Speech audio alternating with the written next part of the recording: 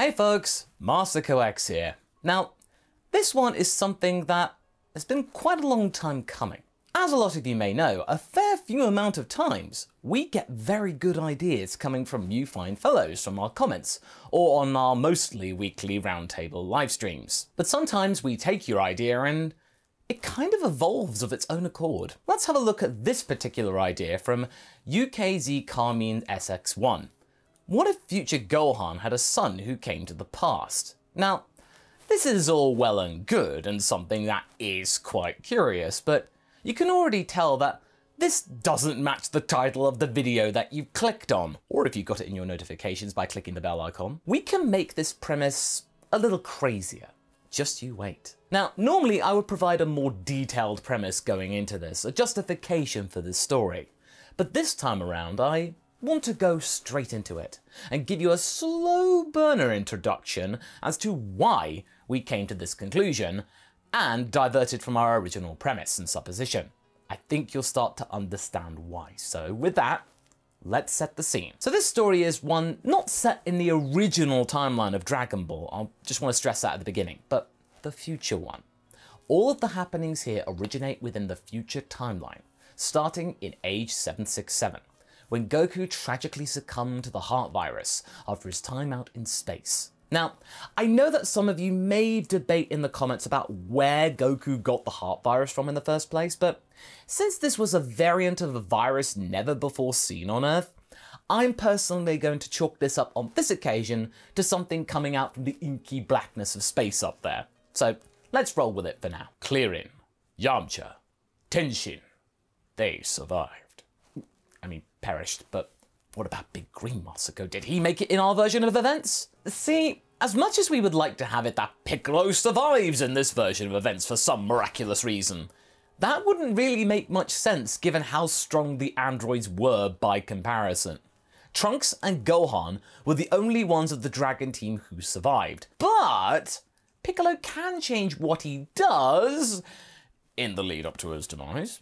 He decides to make one last desperate move, something that his father did in a similar situation, and brought him into the world.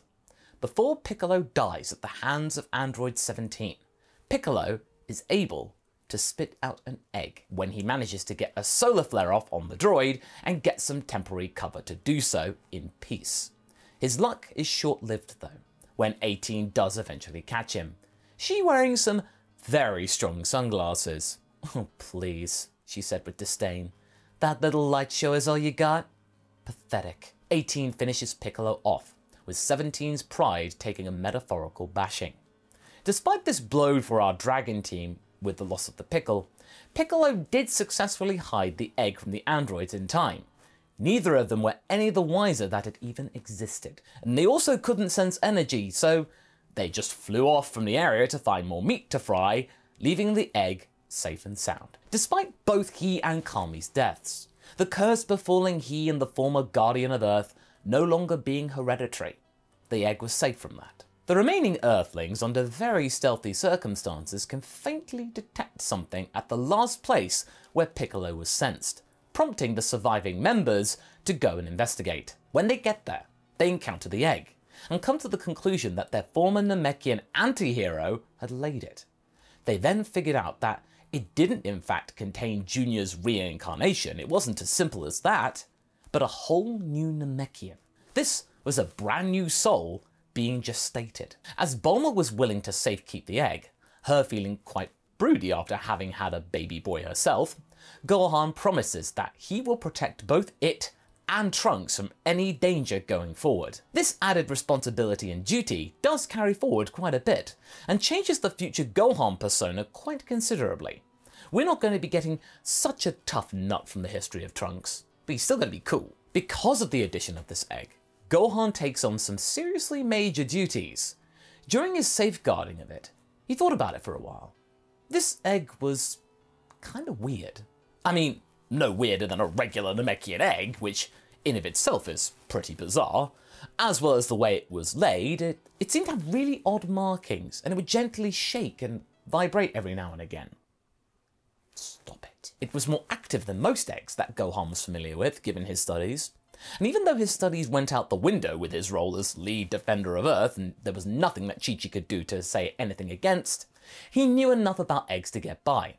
But despite this was still something our heroes had no experience in handling whatsoever. Do they need to sit on it? Keep it warm? Not leave it alone? What? None of them had a clue.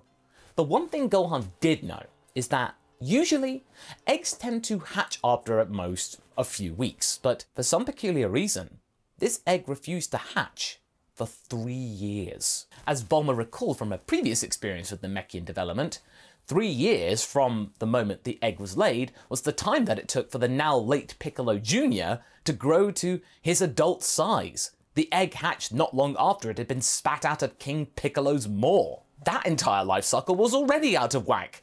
What about this one? What was so different about Piccolo Jr. than his dad?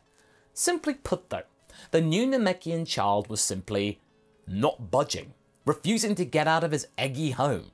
Was it even alive at this point? Bulma simply had to check many times for her own sanity's sake, and indeed, the Namekian inside was still living. It was fine, completely healthy. It just was not wanting to leave the safety of its shell is all.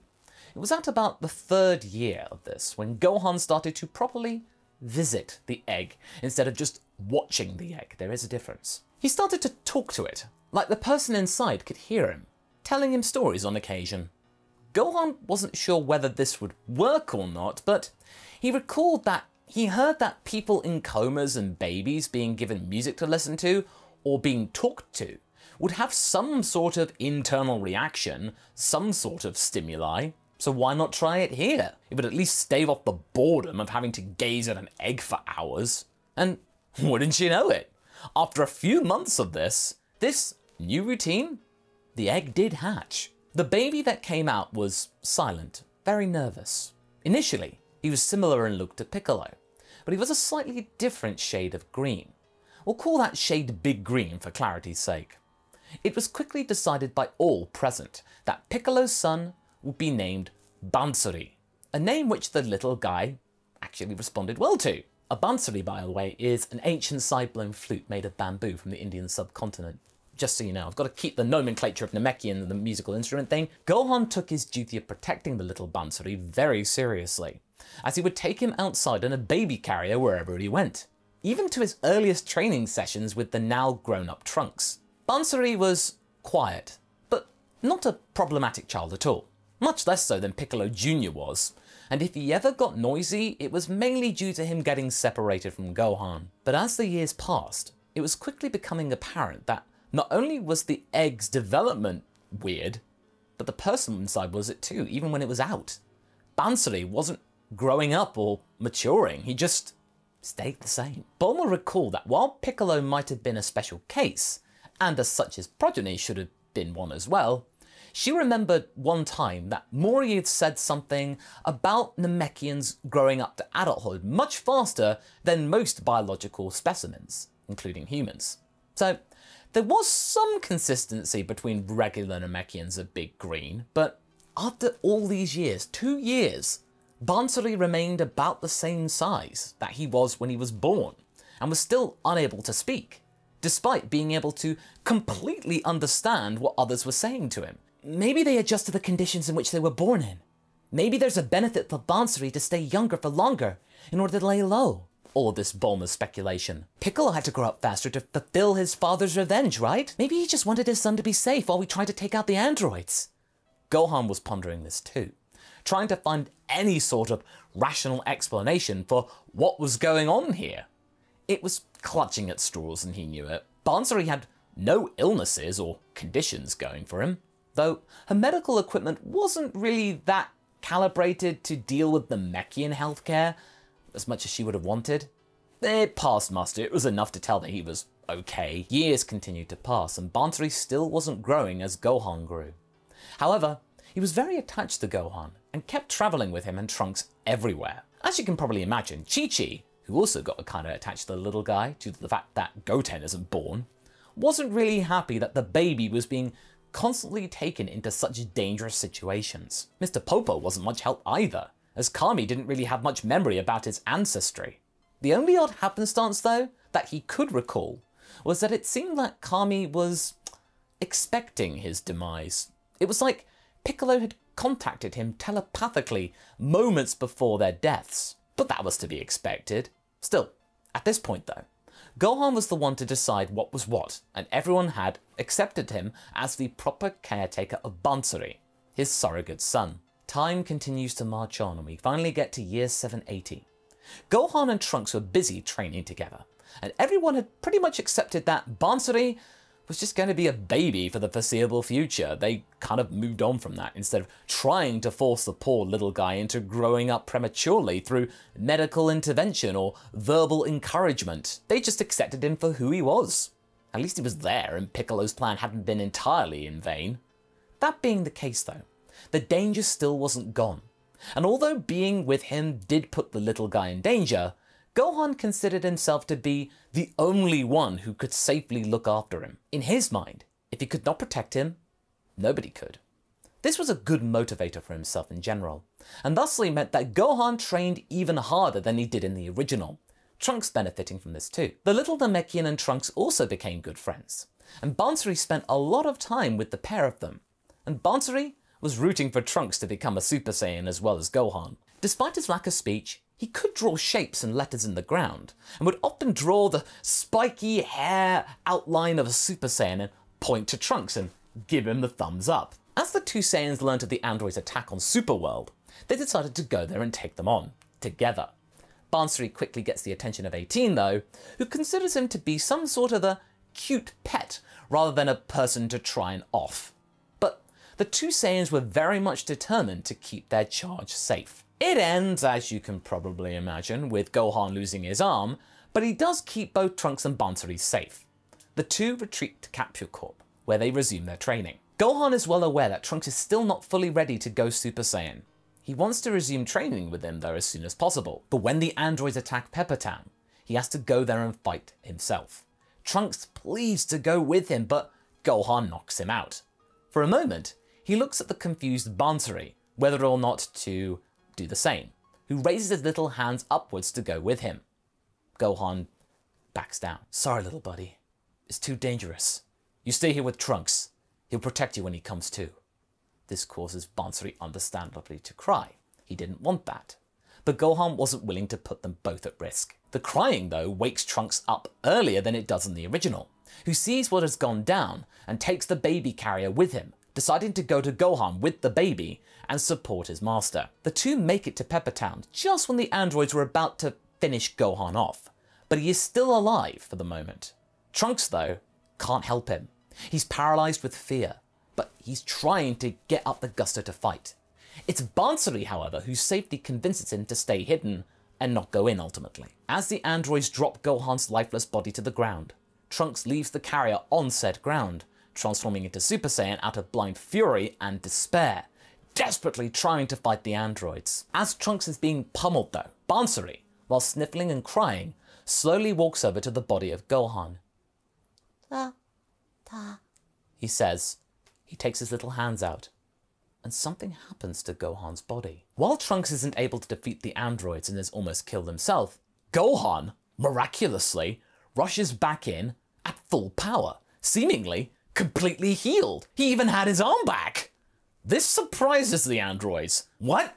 How did you guys do that? Humans aren't supposed to regenerate arms, what? As Gohan manages to distract them with well-timed ki blasts, he buries them under some rubble.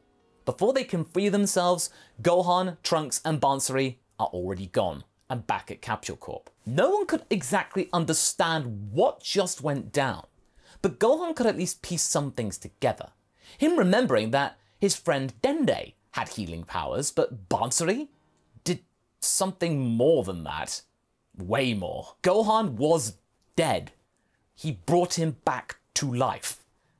Yeah, granted, he'd only just died, and there were bits of him that were, and there may be some caveats to this skill, but maybe that extra time in the egg and time spent in his infant-like body meant that maybe his powers were just...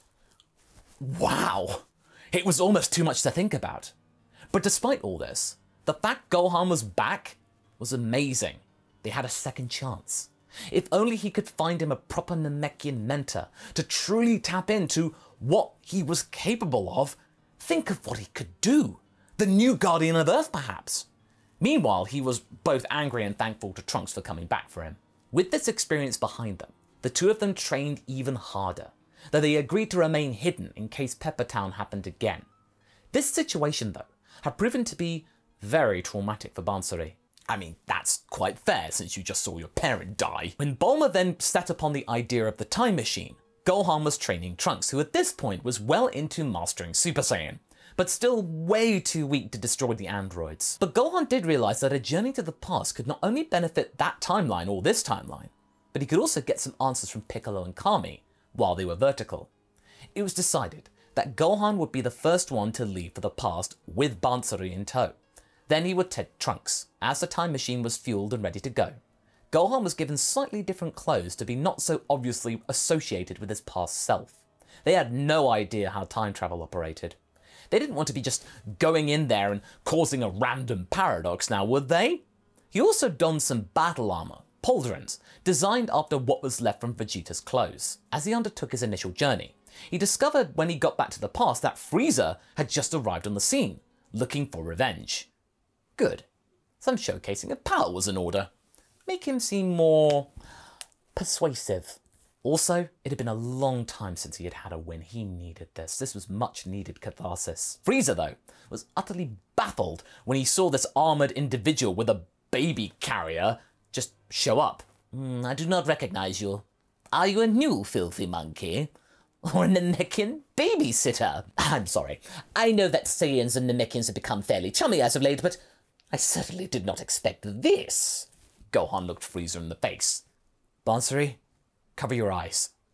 This could get ugly. As Frieza was attempting to mock them even more, Gohan charged at the Emperor with Bansuri and the baby carrier, with a strength that Frieza and Cold were not expecting. As he put his fist through the Emperor's stomach, he grabbed him by the tail and literally whacked King Cold with his own son, using Frieza as a weapon. The Frieza soldiers tried to protect their leaders but were quickly overpowered. As the two evil tyrants lined up nicely, Gohan evaporated them with a low-power Kamehameha to rub salt into the wound, prompting the remaining Frieza soldiers to escape, but he let them go. Gohan then turned to the Dragon Team, his heart pounding. There was Piccolo, Yamcha, Tenshinhan, Vegeta, Krillin, everyone! And Bansuri looked confused at all of them. He then turned to Piccolo. Then he happily smiled at the preteen Gohan. Dada! He yelled loudly. And that's where we're going to be leaving things for right now. If you like the idea of Gohan changing the future timeline, check out this full story here, where Gohan survived fully and became something more. And I shall see you in the next video. Catch you later!